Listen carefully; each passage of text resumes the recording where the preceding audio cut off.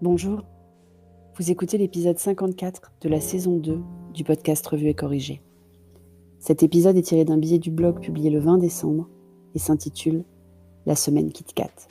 Vous vous rappelez la pub ? Il y a parfois des concomitances, des tendances, des mots qui reviennent et qui sont peut-être des messages subliminaux.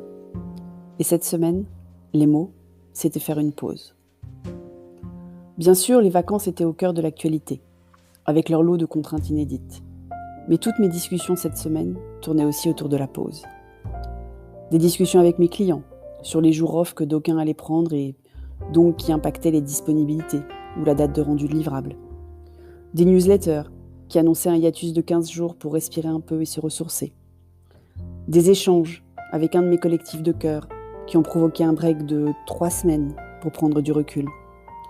Un goûter impromptu provoqué par un de mes contacts Twitter vendredi autour de l'heure du goûter. Si vous remontez mon fil Twitter, vous verrez même une photo. Et moi,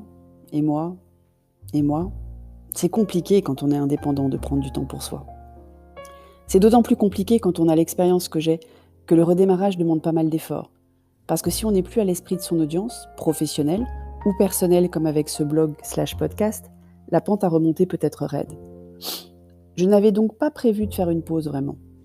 Quelques jours sans réunion, certes, une newsletter allégée pour la semaine prochaine, mais pas de pause de revue et corrigée. Après celle de cet été, j'ai mis du temps à vous retrouver, même si vous aviez fini par revenir, et même en force, puisque j'ai dépassé les 20 000 écoutes, et merci. Malgré mes bonjours un peu contraints de ce que je comprends de mes auditeurs nouveaux et anciens.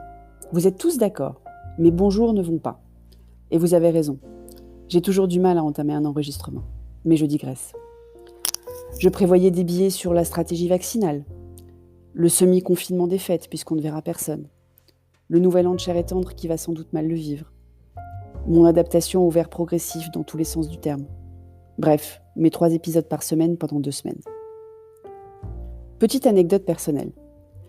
Il y a maintenant plus de 3 ans, Chair et Tendre a décidé d'arrêter de fumer, enfin de passer à la clope électronique, suite à l'annonce de la récidive cancéreuse de feu mon papa. Et il essayait de me convaincre de le suivre. Il faut dire que j'étais une énorme fumeuse.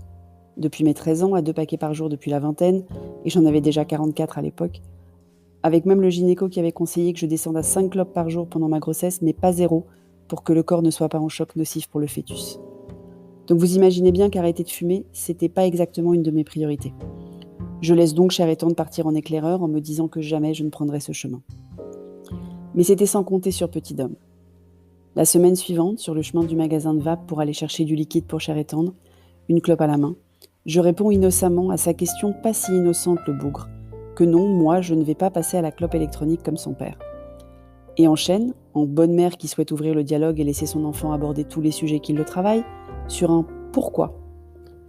Je m'attendais à ce qu'il me dise des trucs de gosse, genre « pour que tu meurs pas », genre « parce que c'est mauvais pour ta santé ». Et j'étais plutôt préparée, enfin je crois.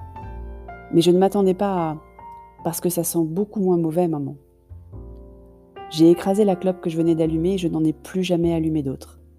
Sans m'y attendre, pour un mot d'enfant. Enfin, soyons honnêtes, de mon enfant. Et samedi matin, il m'a dit « Mais tu vas pas faire de pause, maman, pendant les vacances ?»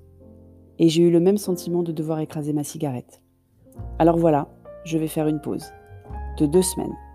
Le prochain rendez-vous sera le mardi 5 janvier, sur ce blog et dans le podcast.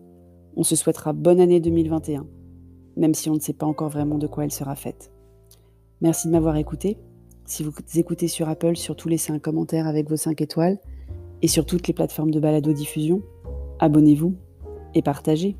À bientôt.